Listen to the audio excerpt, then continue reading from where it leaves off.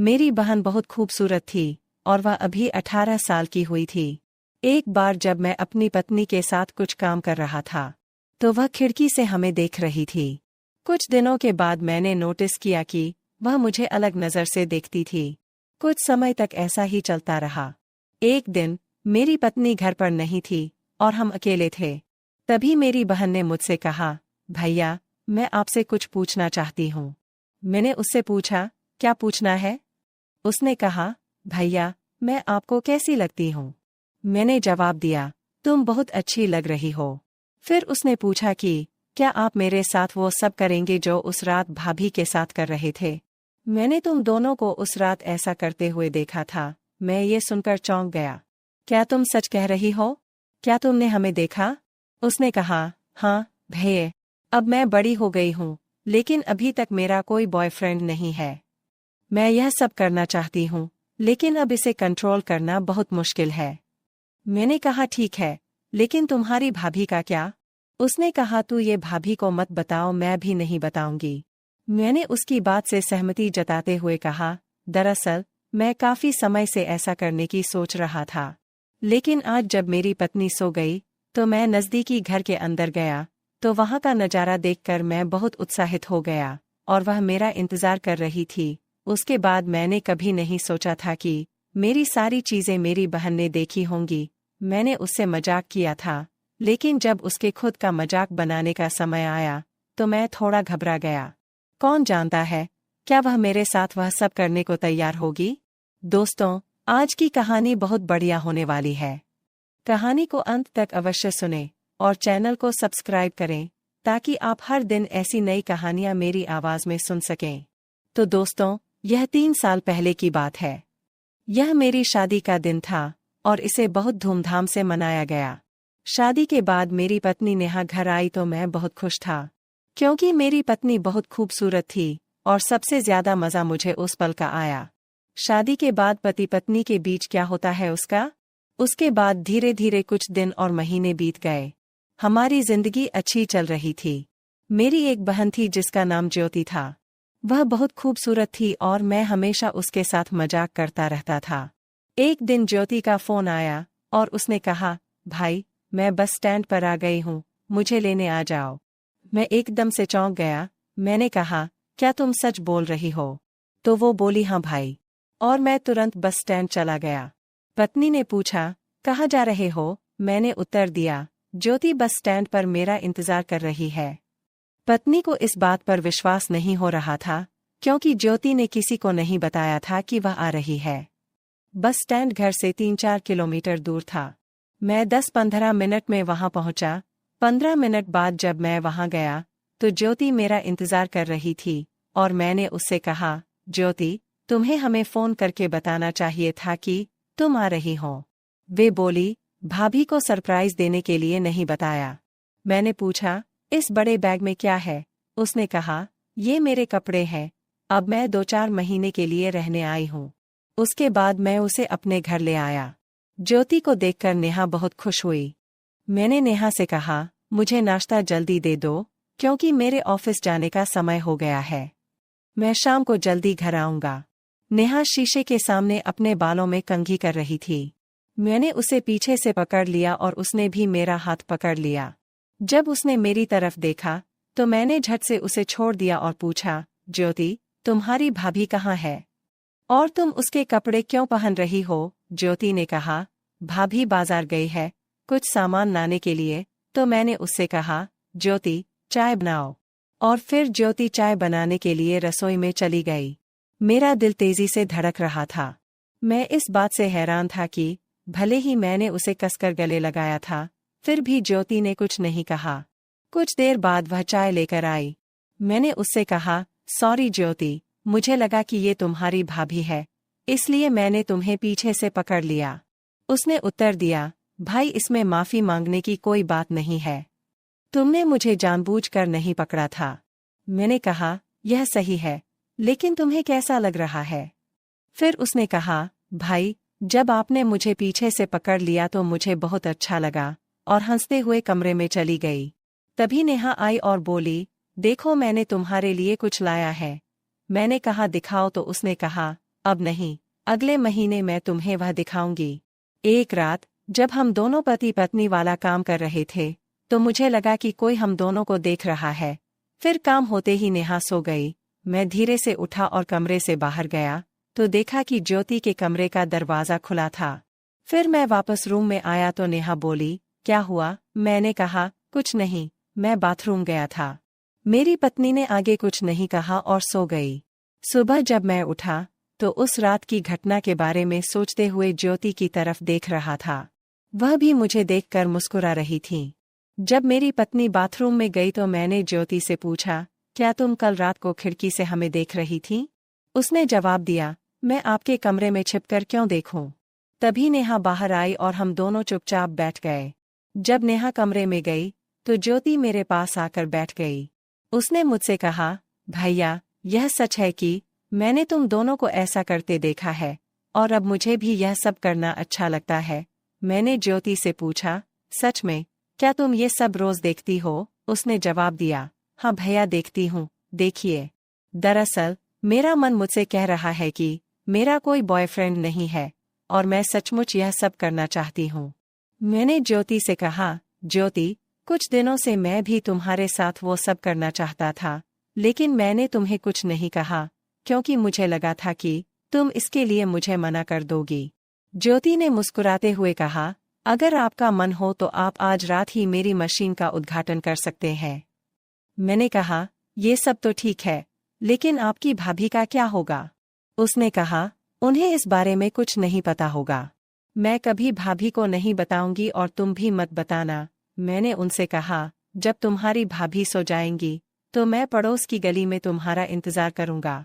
फिर मैं शाम होने की राह देख रहा था, तभी मुझे घर से पिताजी का कॉल आया और उन्होंने कहा, ज्योति को देखने के लिए लड़के वाले आ रहे हैं, तुम कल उसे गांव लेकर आओ।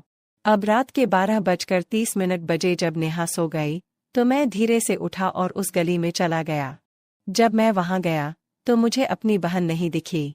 फिर मैं ज्योति के कमरे में गया और वहां देखा तो ज्योति गहरी नींद में सो रही थी और उसके सोने से मेरे सारे सपने बर्बाद हो गए। सुबह हुई तो ज्योति मेरे पास आई और मुस्कुराते हुए बोली, फिर क्या भाई, क्या तुम रात को मेरा इंतजार कर रहे थे? मैंने कहा, आपने तो मुझे पागल बना दिया है।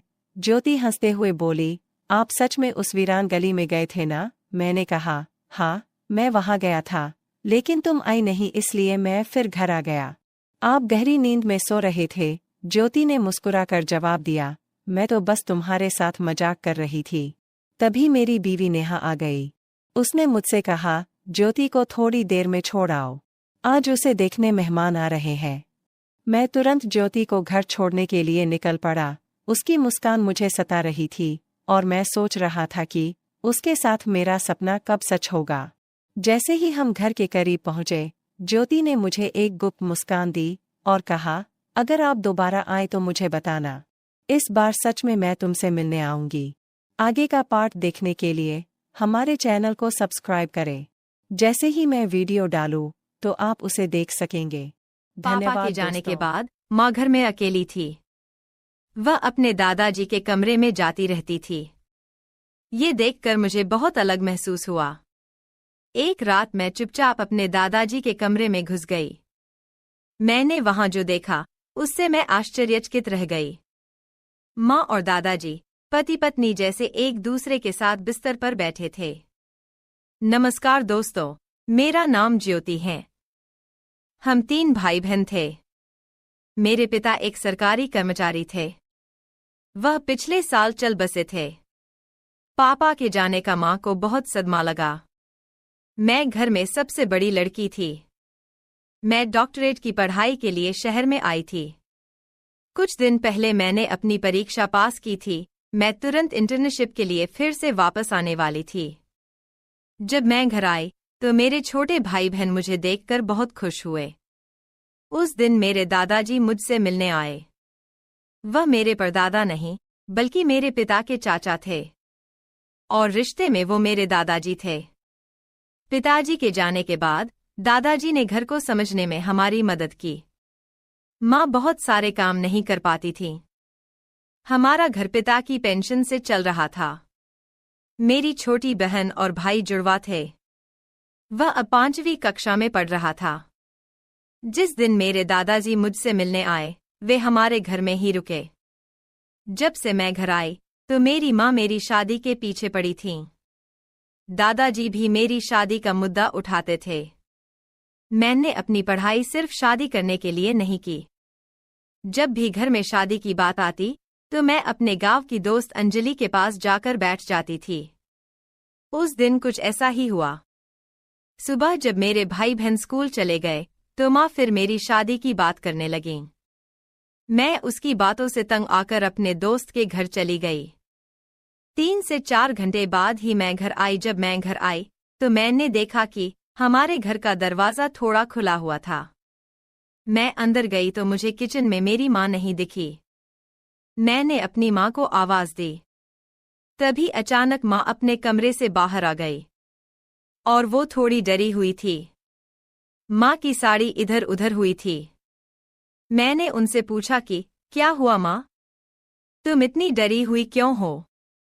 तभी माँ ने कहा, कुछ नहीं, मैं तो बस अपने कमरे में कपड़े की अलमारी ठीक कर रही थी और तुमने जोर से आवाज लगाई तो मैं जल्दी से बाहर आ गई। आते समय मेरा पैर मेरी साड़ी पर पड़ गया और साड़ी भी उतर गई। तुम्हारी तेज आवाज सुनकर मैं बिना साड़ी पहने ही उसे लपेटकर बाहर आ गई। अब बताओ क्या हुआ है? कुछ नहीं, मैंने तुम्हें देखा नहीं तो तुम्हें जोर से आवाज दी, तू पागल लड़की है। ऐसा कहते ही माँ अपने कमरे में वापस चली गई। मैं उसके पीछे पीछे चली गई। तभी मैंने देखा कि माँ के कमरे की खिड़की खुली हुई थी। मैं माँ के पास जाकर उनके कमरे में बैठ गई। तभी मैंने उसके बिस्तर पर पुरुषों की घड़ी पड़ी देखी। जब मैंने अपनी माँ से इस बारे में पूछा तो उन्होंने बताया कि हमारा सचिन कहीं से कुछ भी ले आता है। यह घड़ी उसके स्कूल जाने से पहले यहीं पड़ी थी। डॉक्टर महोदया, आपने अभी केवल अपनी चिकित्सा शिक्षा पूरी की है, रिजल्ट आना अभी बाकी है। माँ ने कहा, फालतू सवाल मत पूछो। अगले दिन माँ का चचेरा भाई सागर घर आया। माँ का कोई सगा भाई नहीं था। जब मेरे पिताजी थे तब भी मैंने सागर मामा को घर आते देखा था। सागर मामा कई महीनों के बाद हमारे घर आए। उन्होंने कहा कि गांव की पंचायत में कुछ काम है और इसके लिए वो कुछ दिन हमारे घर पर ही रुकने वाले हैं। एक दिन जब हम खाना खा रहे थे तो माँ हम सब के लिए खाना बना रही थी। जैसे ही माँ मामा के प्लेट में खाना डाल रही थी, मामा ने अचानक माँ का हाथ पकड़ लिया। लेकिन जैसे ही मेरी नज़र उन दोनों पर पड़ी तो मामा ने झट से माँ का हाथ छोड़ दिया। मेरी माँ दिखने में बहुत सुंदर थी। हमारे पिता ने उन्हें बहुत कम उम्र में ही छोड़ दिया था। मेरी माँ की शादी बहुत कम उम्र में हो गई थी। माँ केवल 32 साल की थीं। ऐसा कोई नहीं कहेगा कि उसके 3 बच्चे हैं। मैं खाना खाते हुए मामा को देख रही थी। वह माँ की ओर देख रहे थे। खाना खाने के बाद रसोई में बर्तन धोते समय मैंने माँ से कहा, माँ, मामा आपको बार बार देख रहे थे, मुझे यह बिल्कुल पसंद नहीं है, उसे कल अपने घर से जाने के लिए कहो। इतना कहते ही माँ बोली, ज्योति बेबी, हमें सिर्फ किसी के देखने से उसे गलत समझना नहीं चाहिए। वह मर्द है, गलती से मेरी तरफ नजर पड़ गई होगी। अब तुम्हारे पिता नहीं रहे, हमें कभी भी किसी की भी जरूरत पड़ सकती है। ऐसे ही रिश्ते को तोड़ा नहीं जा सकता। माँ सही थी। मामा जी की नजर गलती से उस पर से पड़ गई होगी। मैं माँ को लेकर कुछ ज्यादा ही चिंतित थी, तो मैंने जरूर मामा की बुरी नजर देखी होगी। उस दिन आधी रात को मैंने मामा को घर से निकलते हुए देख लिया। मैं बाहर गई तो वह माँ के कमरे की खिड़की के बाहर चक्कर लगा रहा था। उसने मुझे देखा और तुरंत घर के अंदर चला गया। अगली सुबह मामा अपने काम के लिए घर से निकल गए। उसके बाद मैं अपने दोस्त के घर चली गई। मेरी दोस्त अंजलि के घर पर एक लैपटॉप था और इसीलिए मैं उसके पास जाती थी। मुझे अपनी पढ़ाई के लिए एक लैपटॉप की जरूरत थी और यह हमारे घर में नहीं था। उस दिन मैं घर गई आज भी दरवाजा अंदर से बंद था। मेरे घंटी बजाने के 30 मिनट बाद माँ ने दरवाजा खोला। माँ ने मुझे देखकर कहा कि आज तुम जल्दी आ गए। माँ सुबह नहा चुकी थी, फिर भी वो दोबारा नहाने चली गई थी। शायद वह घर के काम से थक गई थी। मैं अक्सर रात में देर तक जागती रहती थी। हम 3 भाई बहन एक कमरे में सो रहे थे। माँ का कमरा दूसरा था। कभी कभी छोटा भाई भी उसके साथ सोता था। आज रात मैं बहुत देर तक जागकर अपना मोबाइल देख रही थी। अचानक मुझे माँ के कमरे का दरवाजा खुलने की आवाज आई। मैं बाहर गई तो देखा कि मामा अपने कमरे से बाहर आ रहे हैं। उसने अपनी कमीज सीधी की और माँ के कमरे से बाहर चला गया। उनको ऐसे जाते देख मैं माँ के कमरे में गई। मैंने माँ से कहा, माँ, मामा यहाँ क्यों आए थे? फिर वो बोली कि कुछ नहीं, वो ऐसे ही आ गया था। जब तक मामा यहाँ है मुझे माँ सुरक्षित नहीं लगती। उसे अपनी निगरानी के लिए एक आदमी की जरूरत थी। इसलिए अगले दिन मैंने अपने दादाजी को घर पर बुलाया। मैंने उन्हें कुछ दिनों के लिए हमारे घर पर रहने के लिए बुलाया। घर में दादाजी होंगे तो मम्मी थोड़ा डरेंगी। जब मेरे दादाजी घर आए तो मेरा काम हो गया, क्योंकि दादाजी घर में सभी पर नजर रखते थे। हमारा घर बहुत बड़ा था। दादाजी को वहां रहने में कोई दिक्कत नहीं थी। हमने उन्हें घर में एक कमरा दे दिया। एक बार मैं सुबह जल्दी 3 बजे उठ गई। मैं जल्दी उठकर बाहर आंगन में बैठ गई। मैं अपने कमरे से बाहर आई तभी मैंने देखा कि माँ अपनी साड़ी पकड़कर दादाजी के कमरे से बाहर निकल रही थी और वह अपने कमरे में जा रही थी। सुबह 3 बजे बहुत अंधेरा था। उस अंधेरे में माँ ने मुझे देखा नहीं। वह दादाजी के कमरे में क्यों गई थी? क्या माँ सारी रात दादाजी के कमरे में ही थी? मैं सुबह माँ से इसके बारे में पूछा। उसने मुझसे कहा कि मैंने तुमसे पहले ही कहा था कि तुम्हें घर में ज्यादा जासूसी नहीं करनी चाहिए। क्या तुम मुझ पर नजर रख रही हो? दादाजी को सुबह सुबह पानी चाहिए था तो मैं देने गई थी। माँ मुझसे बहुत नाराज थीं। मैं अब उस पर नजर नहीं रखूंगी, यही मैंने तय किया। लेकिन फिर 2-3 दिन बाद मैं दोपहर को अपनी दोस्त के पास से घर आ गई तो आज मुझे माँ की साड़ी फिर से फटी हुई नजर आई। तब दादाजी भी घर में थे। शायद काम करते समय उसकी यही हालत हुई होंगी। ऐसा सोचकर मैंने उस पर ध्यान नहीं दिया। एक बार मेरी माँ मेरे दादाजी के साथ सब्जियां खरीदने बाजार गईं। मैं घर पर अकेली थी। मैं अपनी माँ की साड़ी में फोटो लेना चाहती थी तो मैं अपनी माँ के कमरे में चली गई और माँ की साड़ियां ढूंढने लगी। साड़ियां ढूंढते समय मुझे एक फाइल मिली। वह फाइल अस्पताल की थी। मैंने फाइल खोली और उसका नाम पढ़ा। वह नाम पढ़कर मैं चौंक गई, क्योंकि उसमें गर्भवती महिला की जगह मेरी माँ का नाम था। मेरे पिताजी का 1 साल पहले निधन हो गया था। मेरी माँ फिर से गर्भवती थी। यह बात मुझे बिल्कुल समझ नहीं आई। मैंने उस कागज को दोबारा उसी जगह रख दिया। जब से मामा घर आए थे मैं उन्हें मामा के कमरे में छिपकर जाते देखा करती थी। मैंने सोचा कि माँ के बच्चे का पिता शायद मामा ही होगा, लेकिन मेरे पास इसका कोई सबूत नहीं था। इसलिए मैंने माँ से कुछ नहीं पूछा। उस रात मैं मामा के कमरे में चली गई, उनसे बातचीत करते हुए। मैंने खेल खेल में उसके बालों में अपना हाथ फिराया। मुझे उनके 2/3 बाल मिले। वह बाल लेकर मैं अपने कमरे में चली गई जब मेरी माँ कमरे में थी। फिर मैंने उसकी कंघी से कुछ बाल निकले। मैंने इसे अपने एक दोस्त को दे दिया। दोस्त के पति एक डॉक्टर थे। मैं उन बालों का परीक्षण करके यह दिखाना चाहती थी कि मामा ही माँ के बच्चे का पिता है। 2 दिन बाद टेस्ट का रिपोर्ट वापस आया तो रिपोर्ट देखकर मैं हैरान रह गई, क्योंकि माँ के गर्भ में जो बच्चा था वो मामा का नहीं था। मेरी माँ मुझे कुछ छुपा रही थी। वह गर्भवती थी। लेकिन बच्चे का पिता कौन था, ये मुझे समझ नहीं आया।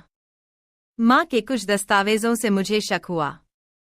कुछ दिन बाद मैंने देखा कि मामा रात को माँ के कमरे की खिड़की से झांक रहे थे और वीडियो बना रहे थे। मैंने उसे रंगे हाथ पकड़ लिया और उसका वीडियो भी बना लिया। मामा मुझे देखकर डर गए। मैं यह भी समझती हूँ कि जिस डॉक्टर को मैंने डीएनए जांच के लिए सैंपल दिया था, वह डॉक्टर मामा का दोस्त है। मामा ने जरूर वह रिपोर्ट बदल दी होगी। मुझे उस आदमी पर शक था।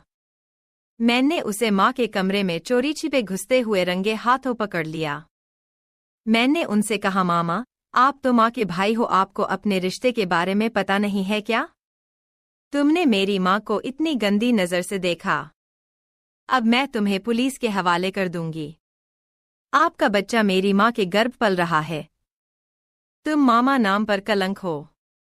मेरे इतना कहते ही मामा बोले, ज्योति, तुम क्या बात कर रही हो?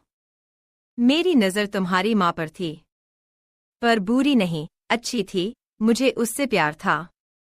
मैं उससे शादी करके तुम्हारा और उसका ख्याल रखने को तैयार था। अब मैं उसके प्रति अपने प्यार का इजहार करने के लिए यहाँ आया हूँ। लेकिन यहाँ जो मैं देख रहा हूँ, उससे मैं उससे बिल्कुल भी प्यार नहीं करता। पिछले कुछ दिनों से मैं जो देख रहा हूँ, शायद वह अब भी तुम्हारी आंखों से छिपा हुआ है। फिर मामा ने अपना मोबाइल मेरे हाथ में दे दिया। उसने मुझे वह वीडियो दिखाया जो उसने माँ के कमरे में घुसकर बनाया था। वो वीडियो देखकर मेरी आंखें खुली रह गईं। मेरी माँ और दादाजी, उन दोनों के बीच एक अनचाहा रिश्ता था। और यह सब मुझे उस वीडियो को देखने के बाद पता चला। वो सब देखकर मैं दंग रह गई। लेकिन मामा ने अगले दिन यह खबर पूरे गांव में फैला दी। जब दूसरे रिश्तेदारों को उनके नए रिश्ते के बारे में पता चला, तो उन्हें माँ और दादा की शादी मंजूर नहीं थी। जब मुझे सब समझ आ गया तो मैंने बहुत गुस्से में अपनी माँ से कहा कि उसने मेरा भरोसा तोड़ा है। मैं उसे कभी माफ नहीं करूंगी। माँ, तुम दादाजी से शादी के बारे में कैसे सोच सकती हो? मैंने उससे यह पूछा। माँ ने कहा कि तुम्हारे पापा के जाने के बाद मैं बहुत अकेली हो गई थी। मुझे 3 बच्चों की देखभाल करनी थी। उस वक्त दादाजी ने मेरी बहुत मदद की। तुम्हारे पापा की 15,000 पेंशन से मैं घर का खर्च चलती हूँ। कई बार दादाजी ने तुम्हारी शिक्षा के लिए पैसे भेजे हैं। यह सहयोग मुझे मेरे रिश्तेदारों से नहीं मिला। तुम्हारे पिता के जाने के बाद मुझे इसी एक आदमी ने सहारा दिया। हम दोनों एक दूसरे से प्यार करते हैं। माँ किसी की बात सुनने को तैयार नहीं थी। दादाजी उससे प्रेम करते थे। वह एक पिता के रूप में हम 3 भाई बहनों की देखभाल करने के लिए तैयार थे। वह इतने भी बूढ़े नहीं थे। मेरी माँ और दादाजी ने बाद में शादी कर ली और साथ रहने लगे। माँ के गर्भ में पल रहा बच्चा दादाजी का था, यानी मेरे दादाजी मेरे पिता बन गए। पहले तो मुझे इस बात पर गुस्सा आता था, लेकिन बाद में मैं उनके साथ अपने पिता की तरह रहने लगी। मेरे असली पिता के निधन के बाद माँ बहुत दुखी हुई थी, लेकिन अब वह बेहद खुश हैं और हम सब बहुत खुश हैं। दोस्तों, प्यार की उम्र, रंग या रूप से कोई लेना देना नहीं होता। यह सच है। एक दिन भाभी कमरे में अकेली बैठी थी। सागर उनके सामने आया और बोला, भाभी, क्या आप मुझे शादी के बाद के बारे में सिखा सकती हैं? यह सुनते ही भाभी बहुत डर गई। उसने सागर की ओर देखा। वह अब समझ गई कि सागर उससे क्या चाहता है। वह सागर से कहती है कि वह उसकी भाभी है और ऐसा कुछ नहीं हो सकता। सागर सुनने के मूड में नहीं था। सागर ने भाभी को गले लगा लिया और बोला, भाभी, मुझे नहीं पता कि शादी के बाद रात को क्या करना है। आप मेरा मार्गदर्शन करें। भाभी का चेहरा सफेद पड़ गया। उन्होंने सागर को धक्का दिया और बोली, सागर, तुम क्या बात कर रहे हो? क्या तुम पागल हो? मैं तुम्हारी भाभी हूँ। फिर सागर चुपचाप बैठ गया और भाभी का हाथ पकड़कर बोला, भाभी, प्लीज मेरी बात समझो। आपके अलावा मुझे ये बात कोई नहीं सिखा सकता। भाभी ने सोचा कि अब उन्हें इस स्थिति से निकलने के लिए कुछ करना चाहिए। उसने सागर से कहा, मैं तुम्हारे लिए कुछ नहीं कर सकती। मैं तुम्हारी भाभी हूँ और वह जानती थी कि उन दोनों के बीच कुछ नहीं हो सकता। लेकिन सागर मानने के मूड में नहीं था। उसने बार बार भाभी से अनुरोध किया। भाभी ने खुद को संभाला और बोली, सागर, मैं तैयार हूं लेकिन। नमस्कार दोस्तों। सागर को अपनी भाभी के प्रति कुछ अनोखा आकर्षण महसूस हुआ। उसकी सुंदरता उसके लिए अद्वितीय थी। उसके काले, रेशमी बाल, भावपूर्ण आंखें और उसकी मखमली त्वचा उसका दिल जीत लेती थी।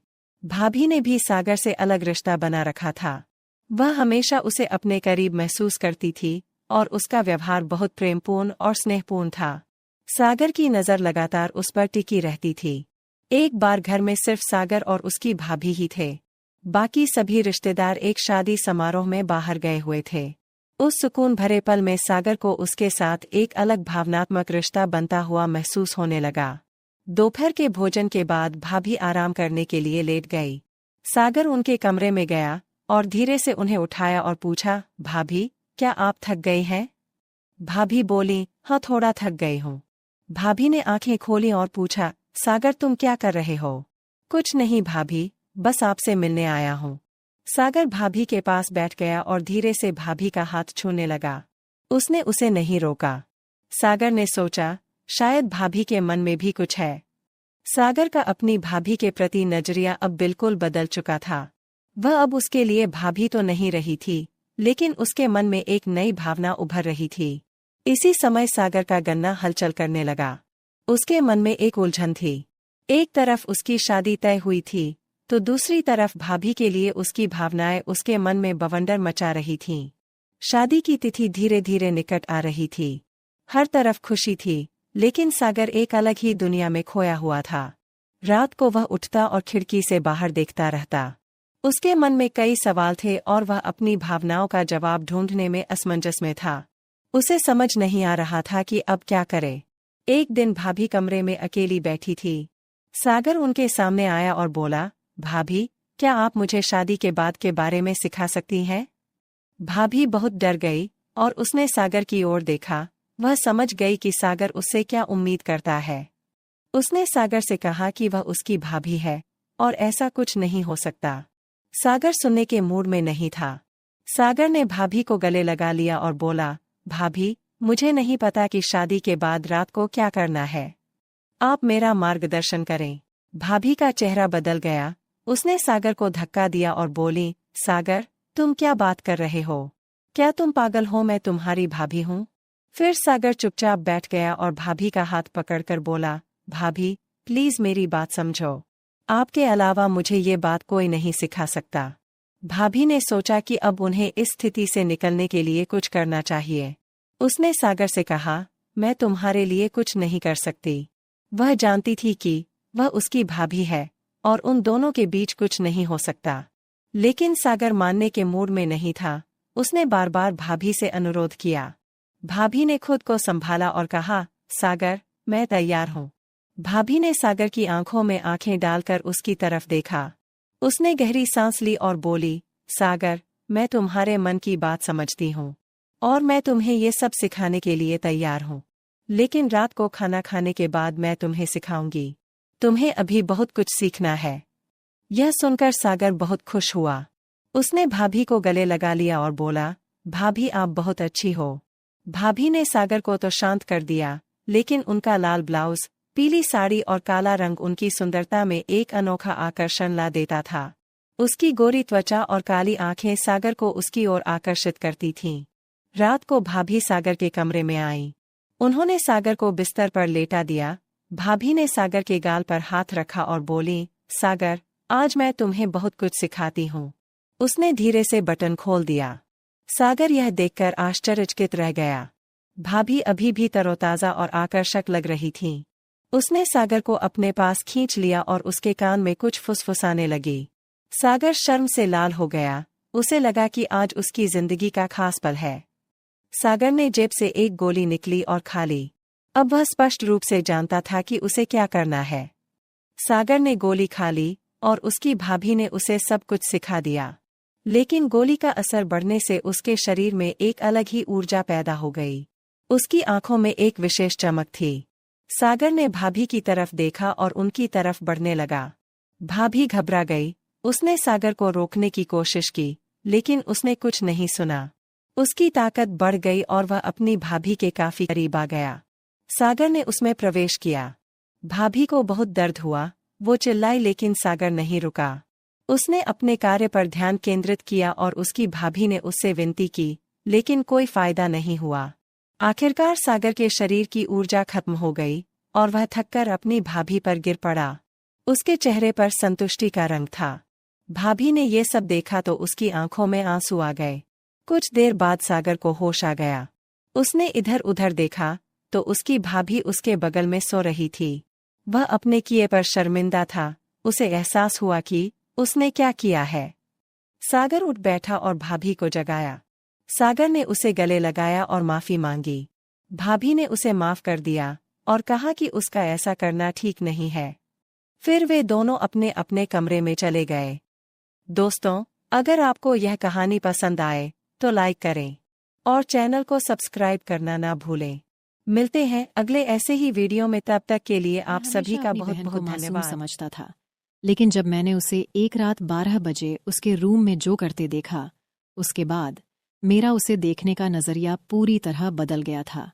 क्योंकि वो अपनी उंगली से, मेरा नाम प्रेम है, मेरी उम्र 24 साल है और मेरी एक छोटी बहन है जिसका नाम अर्पिता है। अर्पिता बेहद सुंदर है और बिल्कुल जानवी कपूर जैसी दिखती है। वो सिर्फ 21 साल की है।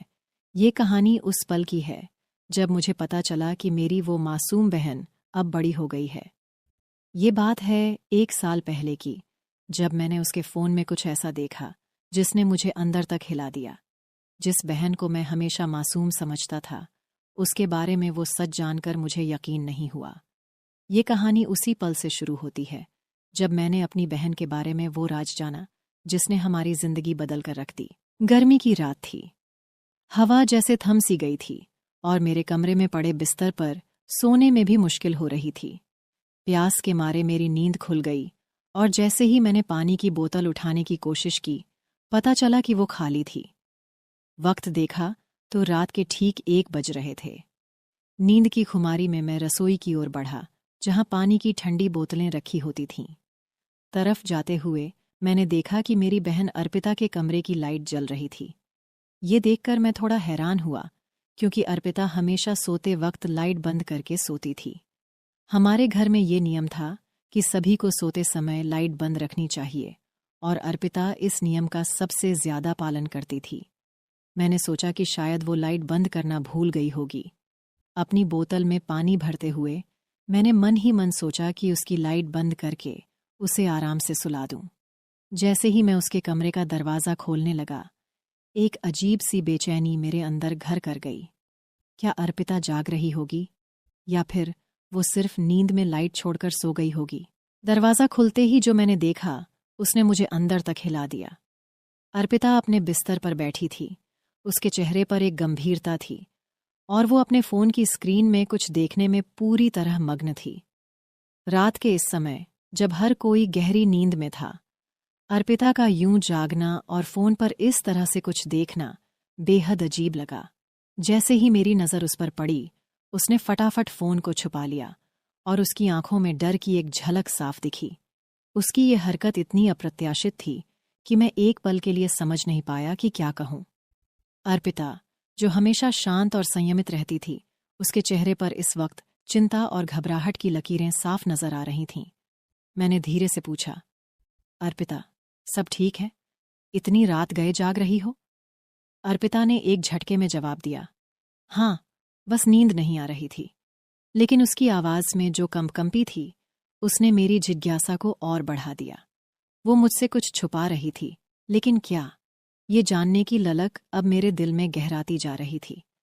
मैंने सोचा कि शायद ये कोई मामूली बात हो, लेकिन उसके चेहरे की हवाइयाँ कुछ और ही कह रही थीं। इस रात की शुरुआत ने मेरे मन में कई सवाल खड़े कर दिए थे। अर्पिता के इस रहस्यमयी व्यवहार का राज क्या था? क्या वो किसी परेशानी में थी या फिर वो कुछ ऐसा कर रही थी जिसे वो मुझसे या परिवार से छुपाना चाहती थी? उस रात के बाद से अर्पिता का वो विचित्र व्यवहार मेरे मन से हट ही नहीं रहा था। हर बार जब मैं उसे देखता, उसकी वो घबराई हुई नज़रें मुझे याद आ जातीं। मेरे मन में एक सवाल उभर रहा था कि आखिर वो रात के अंधेरे में ऐसा क्या कर रही थी जो उसे मुझसे छुपाना पड़ा। कुछ दिनों बाद जब एक मौका मिला और अर्पिता अपने कमरे में नहीं थी, मैंने उसका फ़ोन उठाया। मेरा इरादा सिर्फ ये जानने का था कि आखिर वो किस चीज़ से परेशान है। कहीं उसे कोई परेशानी तो नहीं, कहीं कोई उसे तंग तो नहीं कर रहा। मेरा दिल इस बात को जानने के लिए बेचैन था। फ़ोन का लॉक कोड मुझे पहले से ही पता था, इसलिए उसे खोलने में कोई दिक्कत नहीं हुई। जब मैंने उसकी फ़ोन की गैलरी, मैसेज और ऐप्स देखे तो कुछ खास हाथ नहीं लगा। सब कुछ सामान्य था। ऐसा कुछ भी नहीं मिला जो उसकी उस रात की हरकत को समझा सके। लेकिन फिर मैंने सोचा कि शायद उसकी इंटरनेट हिस्ट्री में कुछ हो। जब मैंने उसके क्रोम ब्राउज़र की हिस्ट्री चेक की तो जो कुछ मैंने देखा उसने मुझे हिलाकर रख दिया। मेरी 17 साल की प्यारी बहन, जो हमेशा मासूम और शांत दिखती थी, उसकी ब्राउज़र हिस्ट्री ने कुछ और ही कहानी बताई। वो चीज़ें जो उसने सर्च की थीं और जो वीडियो उसने देखी थीं, वो उसकी उम्र के लिए बिल्कुल भी उपयुक्त नहीं थीं। मैंने सोचा कि कहीं मैंने कुछ गलत देख तो नहीं लिया, लेकिन बार बार देखने पर भी वही परिणाम मिला। उसने कुछ ऐसे विषयों को सर्च किया था जिन्हें जानने की उसकी उम्र नहीं थी। मेरे दिल में एक अजीब सी घबराहट होने लगी। क्या मेरी बहन किसी गलत संगत में पड़ गई है? या फिर उसे किसी ने ऐसा करने के लिए मजबूर किया है? उसके ये ऑनलाइन गतिविधियां उसके मन में कौन से सवाल उठा रही हैं? उसकी ये हिस्ट्री देखकर मैं समझ नहीं पा रहा था कि इस बारे में क्या सोचूं और क्या करूं। मैंने फ़ोन को वापस उसकी जगह रख दिया, लेकिन मेरा मन शांत नहीं था। मैंने फैसला किया कि अब मुझे इस बारे में गहराई से सोचना होगा। ये सवाल कि आखिर मेरी बहन ने क्यों और कैसे ये सब सर्च किया, मेरे दिमाग में घूमता रहा। अब ये रहस्य और गहराता जा रहा था। जब मैंने अर्पिता की ब्राउज़र हिस्ट्री देखी थी, तब से ही मेरे मन में एक अजीब सी बेचैनी थी। मेरी मासूम बहन को ऐसी चीज़ों में क्यों और कैसे रुचि हुई? ये सवाल मुझे सोने नहीं दे रहा था। मुझे पता था कि इस रहस्य का कोई गहरा कारण है, जिसे समझना ज़रूरी है। मैंने अर्पिता के व्यवहार पर ध्यान देना शुरू किया और उसकी बातों में एक बदलाव देखा। वो अक्सर अपनी एक खास सहेली के बारे में बात करती थी, जिसे मैं पहले कभी नहीं जानती थी। उसका नाम सुनकर ही मेरे दिल में एक अजीब सी आशंका होने लगी। मैंने सोचा कि हो न हो, अर्पिता की इस नई आदत के पीछे उसी का हाथ है। एक दिन मैंने अर्पिता से उसकी उस सहेली के बारे में सीधे बात करने का फैसला किया। मैंने उससे हल्के फुल्के अंदाज में पूछा, तुम्हारी वो नई सहेली कौन है? तुम्हारे साथ हमेशा उसका जिक्र सुनती हूँ। अर्पिता ने थोड़ा हिचकिचाते हुए बताया, वो मेरी क्लास में नई आई है, काफ़ी मस्तीखोर है और बहुत बातें करती है। मुझे उसकी बातों से ज़्यादा कुछ नहीं पता चला, लेकिन मेरी छठी इंद्री ने कहा कि ये वही लड़की है जिसने अर्पिता को गलत रास्ते पर धकेला है। कुछ दिनों बाद मैंने अर्पिता के फ़ोन की हिस्ट्री को फिर से खंगालने की सोची, इस बार और गहराई से। मैंने कुछ और भी चौंकाने वाले सबूत पाए। अर्पिता की सहेली ने उसे कुछ ऐसे वीडियो दिखाए थे जो उसकी उम्र और समझ से परे थे। ये वो वीडियो थे जो किसी भी नासमझ किशोरी के लिए सही नहीं थे। इसके अलावा मैंने ये भी देखा कि वो सहेली अर्पिता को सिर्फ वीडियो दिखाने तक ही सीमित नहीं थी। वो एक बहुत ही बिगड़ी हुई लड़की थी, जिसे सही गलत की कोई परवाह नहीं थी। वो लड़कों को फंसाने और उनके साथ गलत काम करने में भी माहिर थी। उसने अर्पिता को ऐसे कई किस्से बताए थे जो अर्पिता के मासूम दिमाग को विचलित कर रहे थे। ये सब जानकर मेरा दिल टूट गया। मेरी मासूम बहन, जिसे मैं हमेशा सही रास्ते पर चलने की सलाह देती थी, इस तरह की गंदी आदतों में फंस चुकी थी। और इसका कारण थी वो सहेली, जो उसे अपने जैसा बनाना चाहती थी। अब मुझे अर्पिता को इस दलदल से बाहर निकालना था। मैंने फैसला किया कि सबसे पहले मुझे उस सहेली से अर्पिता की दूरी बनानी होगी, और उसके बाद मुझे अपनी बहन को प्यार और समझदारी से समझाना होगा कि वो किस राह पर चल पड़ी है और उसे किस तरह से वापस सही रास्ते पर लौटना है। इस तरह मैंने अपनी बहन को उस गलत संगत से बचाया और उसे जीवन के सही रास्ते पर लाने की कोशिश की। ये सफ़र आसान नहीं था, लेकिन मेरा प्यार और समझ ही उसकी ढाल बने। अंत में अर्पिता ने उस सहेली से दूरी बना ली और अपनी गलतियों से सीखा। ये अनुभव हमारे रिश्ते को और मजबूत बना गया। इस कहानी से हमें ये सीखने को मिलता है कि गलत संगत कितनी जल्दी और आसानी से हमें गलत रास्ते पर ले जा सकती है, लेकिन अगर परिवार का सहारा और समझदारी हो तो कोई भी राह मुश्किल नहीं होती।